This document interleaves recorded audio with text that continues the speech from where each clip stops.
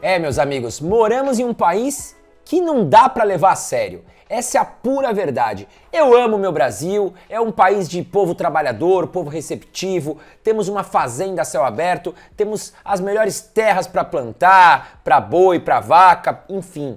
Só que moramos em um país que não dá para levar esse governo a sério. E eu não estou falando só o governo do Lula, não. Né? Os governos passados também é a mesma história. Né? O brasileiro é muito resiliente, é herói. Na verdade, o brasileiro é herói por morar em um país tão bagunçado, né? De muita riqueza, mas com uma liderança, uma governança muito bagunçada. Esse é o sentimento que eu tenho. Bom, viramos o ano de 2024 para 2025 já com a notícia de que o governo, junto à Receita Federal, ia monitorar transações acima de R$ 5.000, né? Enfim, as instituições de pagamento, bancos, instituições financeiras teriam que enviar os dados mais certinhos ali para a Receita Federal de transações ali acima de R$ 5.000, né? Tanto em Pix como em cartão de crédito. E isso assustou muitas pessoas, muitos comerciantes, muitos empresários, principalmente aqueles autônomos, né, que vivem na informalidade. Aí a gente pode trazer o dono da casinha de hot dog, o dono da barraquinha de milho, né, o do sorvete, aquelas pessoas que vendem sorvete na praia. Eu moro aqui em Santa Catarina,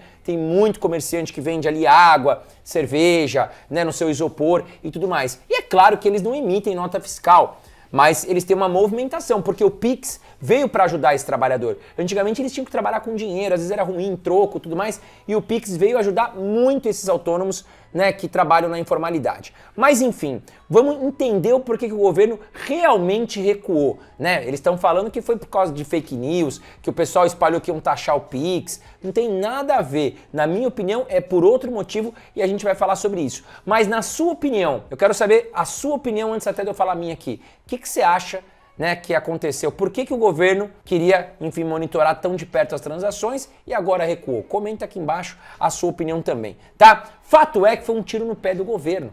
Foi uma medida totalmente impopulista, vamos falar assim, né? Porque grande parte dos eleitores de esquerda, eles trabalham na informalidade, eles são autônomos, né? Eles vivem ali sem declarar o imposto de renda certinho, sem trabalhar com notas fiscais. Mas o governo disse que esse monitoramento era para pegar pessoas ricas.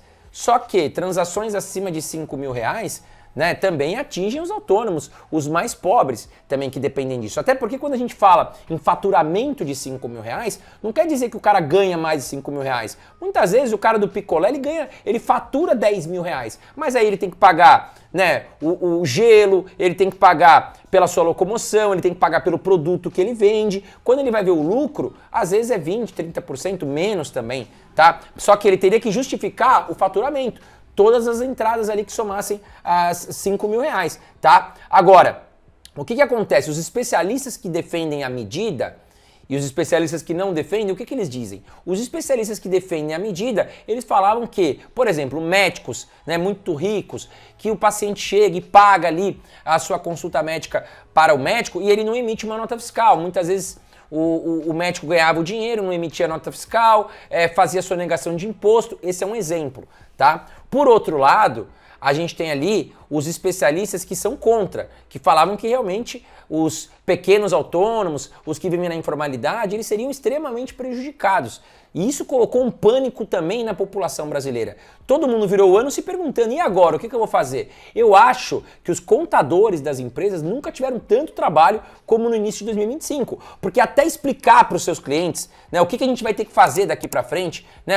Por quê? Muitas pessoas, elas não têm uma organização tão certinha, né? Misturam a conta pessoal com a da empresa, acabam fazendo pagamentos da empresa numa conta, contas pessoais na outra, e todo esse montante, o pessoal falou, pô, e agora, o que eu faço? Né? E os contadores devem ter tido muito trabalho para explicar de um a um aí aos seus clientes como seria daqui para frente. Agora, fato é que foi um tiro no pé do governo. Por quê? E aí que eu venho entender o que aconteceu com uma lambança. A partir do momento que você senta com o Lula, você senta com a Haddad, você senta com o pessoal da Receita Federal, olha, vamos trabalhar mais de perto, vamos monitorar essa galera que está tentando sonegar imposto, enfim, era óbvio que ia gerar repercussão nas redes sociais, era óbvio que a população ia se revoltar.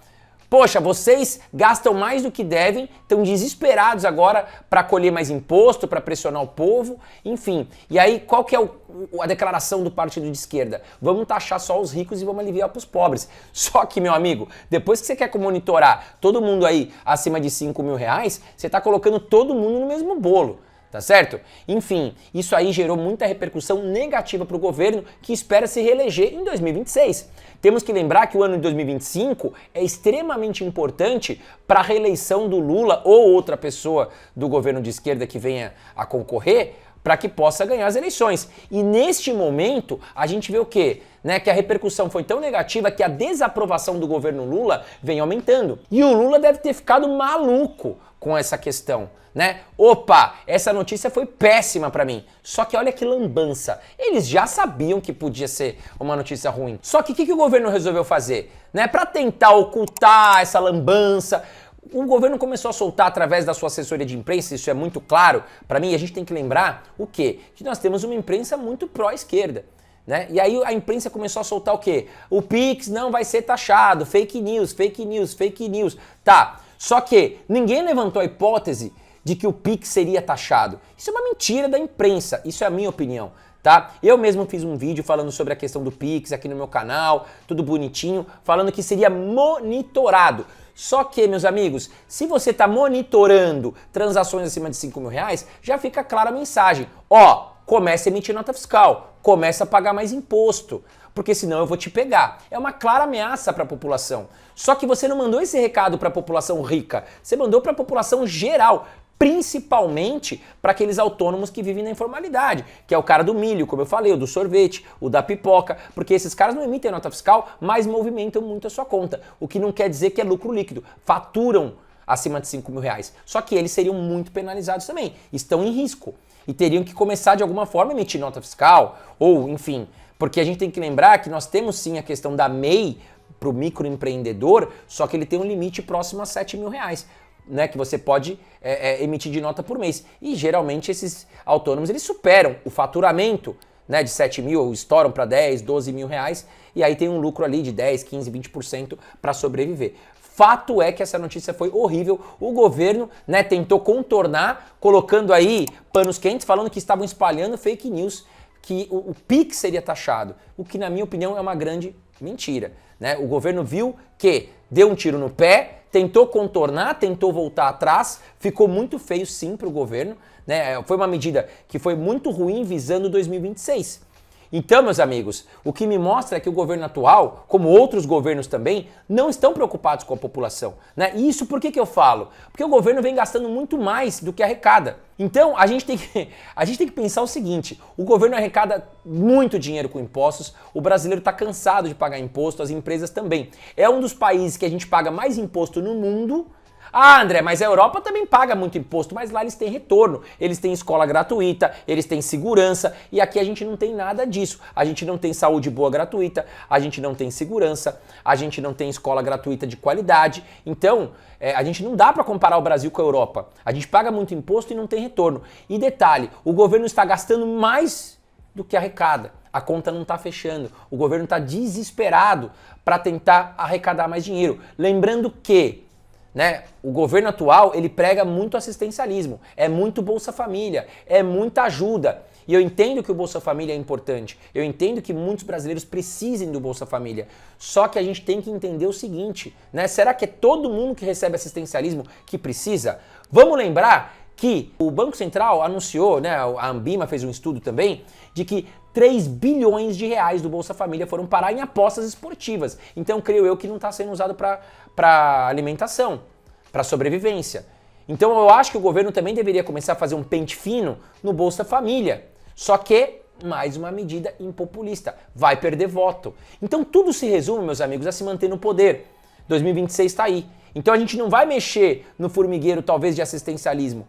Isso que o governo atual pensa. Só que quantos bilhões de reais a gente está jogando fora, sustentando pessoas que não querem trabalhar, que não querem arrumar um emprego porque senão vão perder o assistencialismo. E é um caminho errado. A gente está vendo o Javier Milei na Argentina fazendo um trabalho contrário, tirando o assistencialismo e focando no bem da economia, na geração de empregos. E a Argentina está decolando. Foi uma das bolsas de valores que subiram em 2024 contra a bolsa brasileira que caiu, uma moeda que desvalorizou bastante frente ao dólar.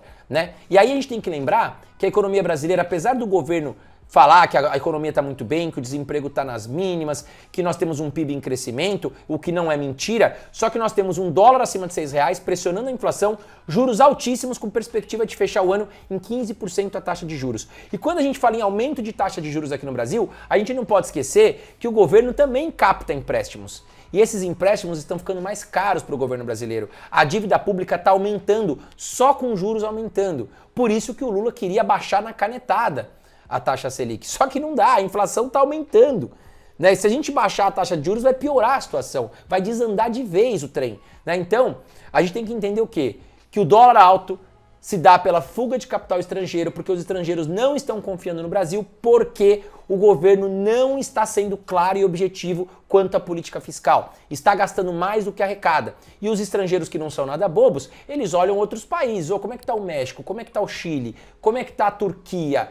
Ah, eu vou sair do Brasil e vou para lá. E aí eles trocam os seus reais por dólar de volta, pegam os seus dólares de volta, o dólar volta a ser mais procurado que o real e aí sobe. Foi isso que aconteceu, tá? O governo não está preocupado com a política fiscal, segue gastando muito assistencialismo, preocupado com eleições de 2026. Tentou fazer uma medida com o monitoramento do Pix para arrecadar mais dinheiro, para pressionar a população a emitir mais nota e pagar mais imposto. Foi um tiro no pé visando o populismo, porque a desaprovação do Lula foi anunciada essa semana que a desaprovação do Lula subiu, até mesmo entre as pessoas mais pobres, né, que eu tenho conversado, que eram fãs do Lula, eles já estão decepcionados. Eles estão vendo que muita coisa que o governo Lula prometeu não cumpriu. Se a gente voltar lá no início do ano 2000, quando o Lula pegou, né, o Brasil pós-Fernando Henrique Cardoso, a gente tem que lembrar que o Fernando Henrique Cardoso, com um plano real, com privatizações, ele deixou o Brasil ajeitado. Muitos falam que o Fernando Henrique Cardoso foi o melhor presidente do Brasil, se não Michel Temer. Acreditem, eu converso com vários especialistas que falam que Michel Temer, em pouco tempo, fez muito mais do que até Bolsonaro e do que Lula, tá? Bom, fato é que Fernando Henrique Cardoso entregou ali no início do ano 2000 a presidência para o Lula numa boa, né? O Lula 1 assumiu um Brasil redondo, conseguiu administrar bem, as commodities, tivemos um boom de commodities, a China voando, a China crescendo muito, a China comprando muito do Brasil. Então o Lula 1 e o Lula 2, ali nos anos 2000, foi muito patrocinado pela China, pelas commodities, e ele conseguiu fazer um trabalho legal. Porém, gastando demais com assistencialismo para compra de votos. E aí veio quem? A Dilma, que assumiu a cadeira do Lula, né? E aí a situação estourou na Dilma. Só que estourou na Dilma não foi tão culpa da Dilma, mas foi trabalho que veio lá do senhor Lula também, né? Que gastou demais e a situação estourou na mão da Dilma, tá certo? Bom, dito isso, meus amigos, a gente tem que entender que o governo só pensa em voto e poder. Isso é fato, tá? Tanto esquerda como direita, não importa, Brasília é corrupta. Enfim, e o que acontece é que o povo é que paga toda a situação. Nós estamos com a inflação descontrolada, dólar muito alto e, meus amigos, não tem jeito. Tem que vir uma política de corte de gastos já. Tem que diminuir o assistencialismo, temos que fazer essas pessoas trabalhar, produzir, né, e não viver de assistencialismo. Entre outros gastos do governo que são absurdos, muito mal feitos. Mas quem paga somos sempre nós, é a população. A medida do Pix, a meu ver, né, caiu porque realmente a impopularidade do Lula estava aumentando, ele ficou com medo e inventaram, na minha opinião, essa questão de fake news, porque realmente foi péssimo, foi uma lambança que o governo fez. Agora, meus amigos, uma questão que eu trago aqui para vocês e que eu fico muito preocupado é a seguinte, né? Antes de mais nada, eu já até te pergunto, 2026 está chegando, né? Nós fizemos um debate com o deputado estadual, o Léo Siqueira, e com o deputado federal, o Kim Kataguiri. Vou deixar aqui o card para você assistir, uma entrevista fantástica. E nós debatemos muito também o seguinte, será que o Lula vem como candidato em 2026? Quero saber a sua opinião. Temos pontos a discutir. A saúde do Lula já não é a mesma. O Lula vai chegar em 2026 com 81 anos para concorrer. 81 anos a gente sabe que, né, a gente já não tem a mesma facilidade de raciocínio. E conversando com o Léo e com o Kim, ambos me falaram o seguinte, o Lula já não é o mesmo articulador em Brasília. Ele já não consegue fazer tantas alianças, né? E aí prejudica muito o governo atual a levar em frente os seus projetos, o que é muito ruim, porque o Lula lá dos anos 2000 era um bom articulador. Ele era um cara que sabia fazer negócio. Não vamos colocar aqui a questão do Lava Jato, né? Que muitas coisas também eram via propina e promessas de cargos públicos. Mas o Lula está com 81 anos em 2026. E aí é o seguinte, ele saiu da prisão, virou presidente. Vamos pensar na biografia do Lula, tá certo? Ele pode encerrar aí a sua carreira política como presidente do Brasil que saiu da prisão. Só que se ele vier em 2026 para concorrer com alguém da direita, a sua desaprovação aumentando, o risco dele não ganhar é grande, existe. E aí será que ele vai querer manchar a sua biografia com uma derrota na última eleição, que ele seria a sua última eleição? Não vejo o Lula depois com 85 anos concorrendo a mais nada. Bom, eu quero saber a sua opinião sobre isso e o que você pensa. Voltando aqui para o Banco Central, nós temos um novo presidente do Banco Central, que é o Galípolo, que foi colocado lá pelo Lula, tá certo? E aí, em carta aberta, ele declarou o seguinte: ele atribuiu o estouro da meta do ano passado, do ano 2024, ao forte crescimento da atividade econômica, à depreciação cambial e a fatores climáticos, né? Agora, no que se refere a fatores climáticos, foi citado a seca que atingiu parte do país e pressionou os preços de alimentação, em especial de carnes e leite, em função da deterioração de pastagem e de produtos como café e laranja. Bom, ele disse que, portanto, envolveu vários fatores, mas não citou que o governo está gastando mais do que deveria, né? Claro, porque seria mais um tiro no pé do governo atual. O grande problema do Brasil hoje se deve sim a que o governo gasta mais e gasta muito mal. E aí a arrecadação não fecha a conta e quem vai pagar é o povo, infelizmente. Bom, essa é a minha opinião, quero saber a sua opinião, comenta aqui embaixo comigo. Não esqueça de se inscrever no canal, tá certo? E apertar o botãozinho de curtir. Um grande abraço pra você e até o próximo vídeo.